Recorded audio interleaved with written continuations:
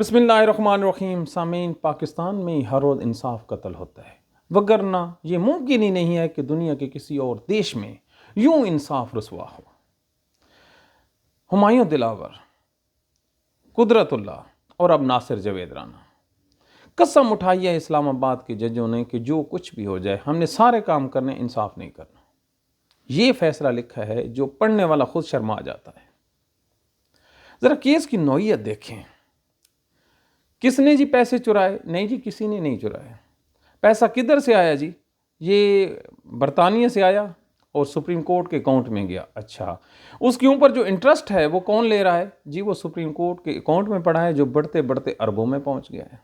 اچھا جی، یہ جو سرکاری زمین ہے یا پرائیویٹ ہے؟ نہیں جی، یہ پرائیویٹ زمین ہے۔ اس کے اوپر جو پیسہ لگا ہے کنسٹرکشن کا، یہ حکومت نے لگایا یا کسی پرائیویٹ نے؟ جی، یہ پرائیویٹ نے لگایا ہے۔ اس کو استعمال کرنے والا ملزمان میں سے ہیں یا کوئی دیگر اس کے بینیفیشری ہیں؟ نہیں جی، وہاں پہ اسٹوڈنٹس ہیں، وہ پڑھتے ہیں۔ کیا پڑھتے ہیں جی؟ یہ مسلمانوں کا دیش ہے اور 23 مارچ 1940 کو بنا تھا، قرارداد پاکستان تھی، اور کہا گیا تھا کہ اس میں جو قانون اور ضابطہ پڑھایا جائے گا وہ سیرت محمد صلی اللہ علیہ وآلہ وسلم کے مطابق ہوگا۔ تو اس ادارے میں کیا پڑھایا جا رہا ہے جی؟ وہاں پہ سیرت النبی کا جو ہے وہ درس دیا جاتا ہے۔ اچھا، تو اس کے جو بینیفیشریز ہیں وہ کون ہیں جی؟ وہ اس کے اسٹوڈنٹس ہیں۔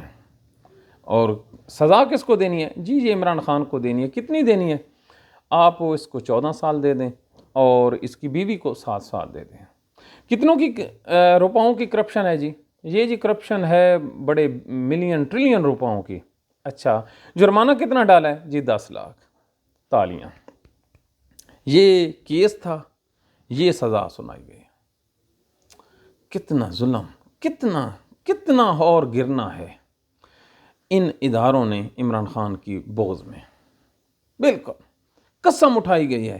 اگر پاکستان کی عدالتیں 1970 میں شیخ مجیب کے ساتھ کھڑی ہو جاتی، بنگالی عوام کے ساتھ کھڑی ہو جاتی، تو یقین مانیے پاکستان نہ ٹوٹتا۔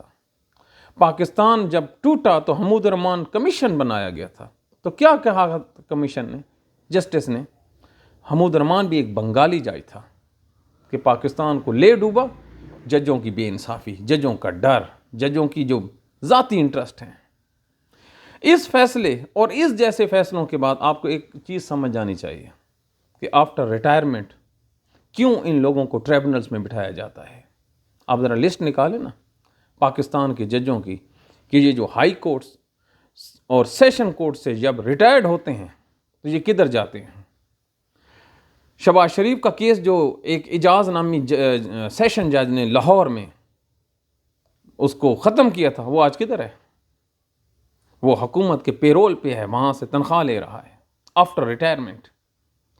یہ جو دیگر ہیں، ہائی کورٹ کا ایک چیف جسٹس تھا داڑھی والا سردار شمیم، وہ کدھر ہے؟ وہ گلگت بلتستان میں جج بھی لگا بیٹھا ہے۔